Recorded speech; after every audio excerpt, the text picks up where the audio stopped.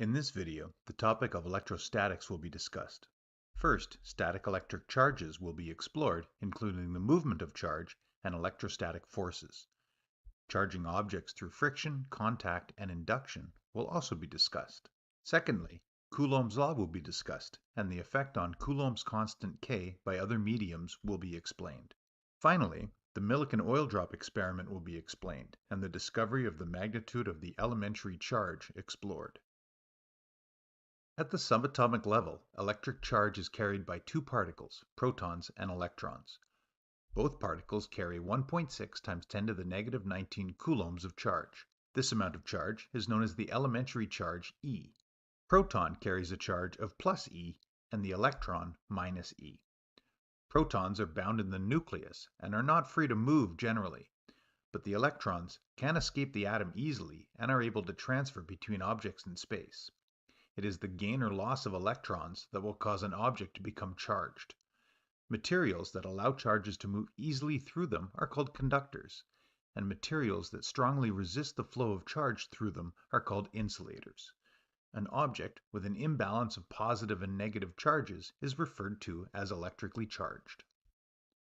A neutral object contains an equal number of protons and electrons. A negatively charged object has more electrons than protons. And a positively charged object has lost electrons and so has fewer electrons than protons.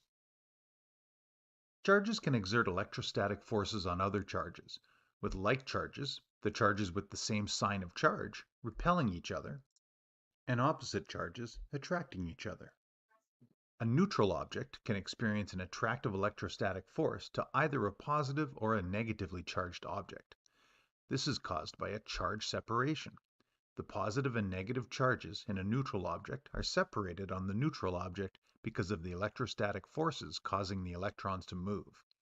The protons cannot move due to their location in the nucleus.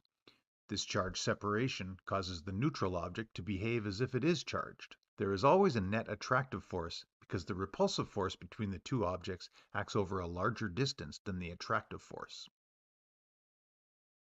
Electric charge must be conserved.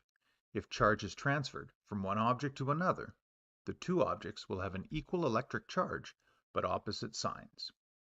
When charged conductors come in contact with each other, charge will transfer until an equilibrium is reached. If a charged conductor is connected to the Earth, charge will flow to or from the Earth. The Earth provides an infinitely large reservoir that can accept excess charge from the object or provide electrons to the object. The three ways in which charge can be transferred to create an electrically charged object are friction, contact, and induction. Through friction, rubbing two insulators made of different materials against each other will transfer electrons from one object to the other, creating a positive and a negatively charged object. Through contact, if a charged conducting object is put in contact with a neutral object, electrons will transfer from one object to the other. When the contact is broken, the uncharged object will now be electrically charged with the same sign as the charged object. Through induction, if a charged object is brought close to an uncharged object, the charged object will exert an electrostatic force on the electrons in the neutral object, causing them to move and create a charge separation. If there's a path from the neutral object to the ground, electrons will have the ability to move on or off the neutral object, causing it to be electrostatically charged. The object remains charged once the connection to the ground is broken. The charged object can then be removed. Objects charged by induction will have the opposite electrostatic charge from the object that caused the charge transfer. The electrostatic force acting between two charged point sources can be explored using Coulomb's law. Often we will be dealing with charged objects that are spherical in shape. These objects behave the same as if all their charge were concentrated at the center of the sphere. This allows us to treat the object as point charges of theoretically zero size. The electrostatic force between 2 point charges is inversely proportional to the square of the distance between the charges, and directly proportional to the product of the magnitude of the charges on the objects. The relationship for the electrostatic force acting on a point charge due to another point charge is given by the formula electrostatic force is equal to Coulomb's constant K times the magnitude of charge 1 times the magnitude of charge 2 divided by the distance between the charges squared. This is known as Coulomb's law. Coulomb's constant K in vacuum is 8.99 times 10 to the 9 Newton meter squared per Coulomb squared, but will change if the charges are in a different medium. Coulomb's constant is defined through the equation K is equal to 1 over 4 pi epsilon, where epsilon is the permittivity of the medium. The permittivity is a physical constant for a substance and is related to its ability to allow electric fields to pass through the material. The permittivity of free space for vacuum is essentially equal to that of air and is equal to 8.85 times 10 to the minus 12 Coulomb squared per Newton meter squared. If the point charges are in a different medium, Coulomb's constant for that medium must be calculated using the permittivity for that medium. For example, the permittivity of water is 7.8 times 10 to the negative 10 Coulomb squared per Newton meter squared. So in water, Coulomb's constant K would be a smaller value. The Millikan oil drop experiment performed by Robert Millikan and Harry Fletcher in 1909 is credited in determining experimentally the value for the elementary charge. In the experiment, oil droplets are first charged electrically by falling through ionized air. Then the terminal velocity of the oil droplet is measured. Terminal velocity occurs when an oil droplet's downward force of gravity is equal to the upwards drag and buoyancy forces. The drag force is equal to 6 pi times the viscosity of the air times the radius of the oil droplet times the terminal velocity of the oil droplet. And the buoyancy force is equal to the density of the air times the volume of the oil droplet times the gravitational field strength g. The buoyancy force is very small in comparison to the force of gravity on the oil droplet. By equating these forces, the force of gravity acting on the oil droplet can be found. The droplet's fall is then halted by an upward electrostatic force applied through an electric field on the charged droplet.